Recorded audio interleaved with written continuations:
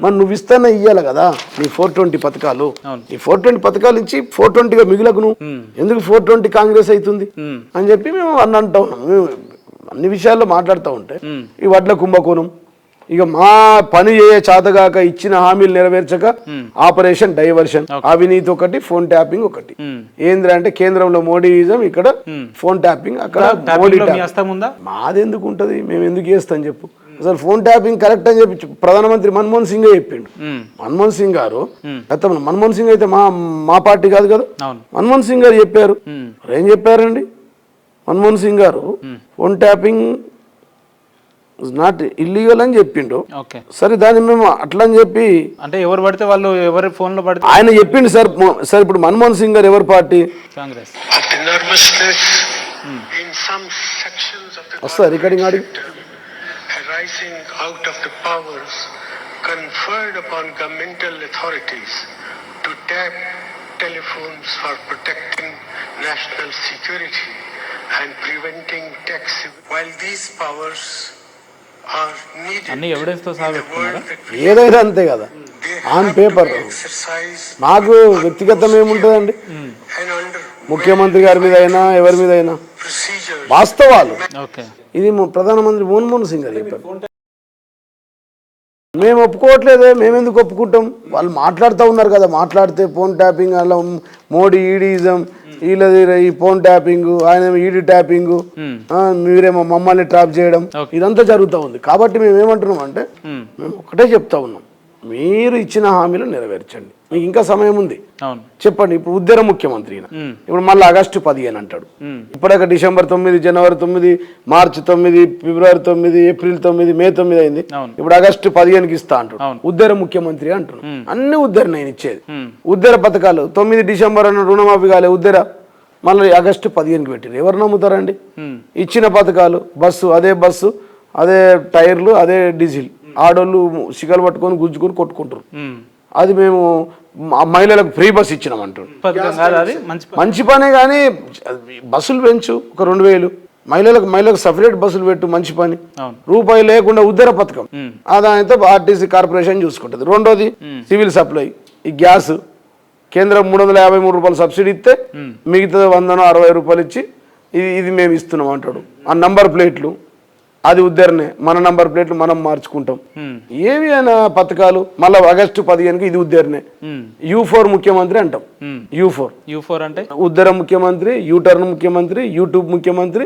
ఇప్పుడు ఆగస్టు 15 తారీఖు నాడు మళ్ళా ఇది చేయడం అని యూటర్న్ తీసుకుంటాడు. ముఖ్యమంత్రి మీద ఈ రకంగా విమర్శిస్తున్నారు. రాబోయే రోజులు ఇబ్బందికరమైన కార్యాచరణలు ఉంటాయో మీ మీద? ఉన్నాయి, కేసులు పెట్టారు కదా చాలా.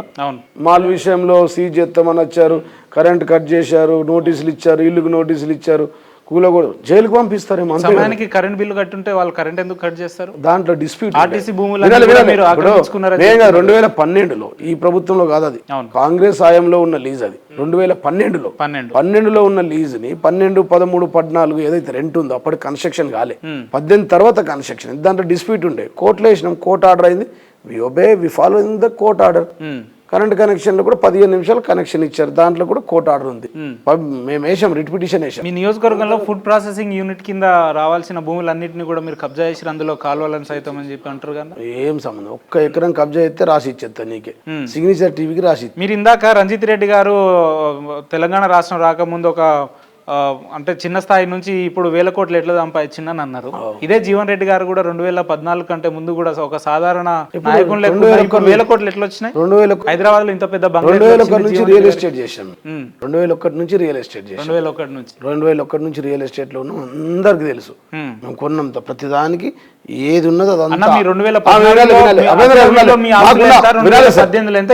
అన్ని అఫిడవిట్ లో పెట్టిన, కావాలంటే అఫిడవిట్ ప్రింట్అవుట్ ఇస్తా, తీసుకో, నీ దగ్గర ఉంటది. మా దగ్గర ఏమున్నదో అదంతా అఫిడవిట్ లో పెట్టిన. ఈ రోజు మీరు రాకేష్ రెడ్డి గారు అఫిడవిట్ లో సరైన సమాచారం ఇవ్వలేదని మీరు కేసు పెట్టారు కదా, ఇద్దరి మీద వేసినాం. ఇదే గతంలో అమెరికా నుంచి మీరు కూడా అఫిడవిట్ లో సరైన సమాచారం ఇవ్వలేదు, బ్యాంకు నుంచి లోన్ తీసుకొచ్చి ఇదే తలారి సత్యం అని చెప్పి మీ మీద ప్రచారం చేస్తే ఇప్పుడు ఆ వ్యక్తి ఏమైండు? ఇప్పుడు మేము ఏమంటున్నాం అంటే, ఇవన్నీ తప్పుడు ప్రచారాలు. అమెరికా లేదు, అఫిడవిట్ లేదు, బొంగు లేదు, బోషాడం లేదు, ఎఫ్ఐఆర్ కూడా లేదు నా మీద. అన్ని అబద్ధాలు, అన్ని అబద్ధాలే. వాళ్ళు కూడా యాక్సిడెంట్ లో చనిపోయిన ఇన్సూరెన్స్ కూడా క్లెయిమ్ చేసుకున్నారు ఉపేందర్. అంతకంటే ఎక్కువ ఏం నేను చెప్పదలుచుకోలేదు. యాక్సిడెంట్ అయింది వాస్తవం అని చెప్పి ఇన్సూరెన్స్ కూడా క్లెయిమ్ చేసుకున్నాం. నంబర్ 3. నంబర్ 4 ఏమంటే మేము ఏది ఉన్నదో అఫిడవిట్లో పెట్టినాం. మేము రేపు పెడతాడు అయినా 3,000 ఎకరాలు ఈయన కంపెనీల మీద ఉన్నాయని చెప్తాడా ప్రజలకు? మేము ఇస్తాం లిస్టు చెప్తాడా? చెప్పమని చెప్పండి. అంటే మేము ఏమంటున్నాం అంటే ఏదైతే ఉన్నదో వాస్తవాలు ముందర తీసుకొచ్చినాం. వడ్ల కుంభకోణం తీసుకొచ్చినాం.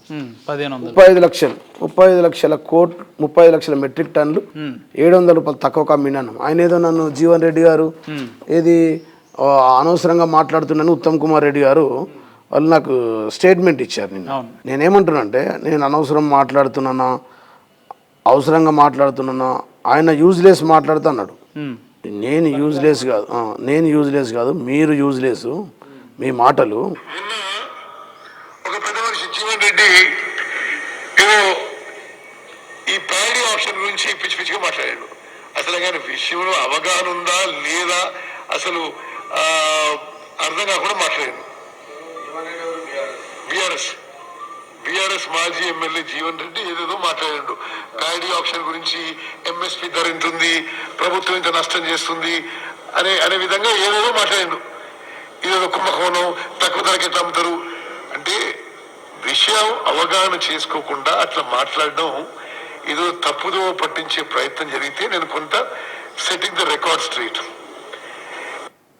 ఏం సెట్టింగ్ చేశాడండి? 35 లక్షల మెట్రిక్ టన్నులు.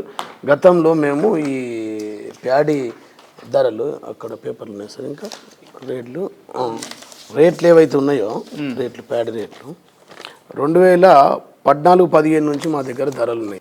పట్టిక 14-15లో 1360, 15-16లో 1450, 16-17లో 1510, 16-18లో 1550, 18-19లో 1750, 19-20లో 1815, 20-21లో 1868, 21-22లో 1940, 22-23లో 2040.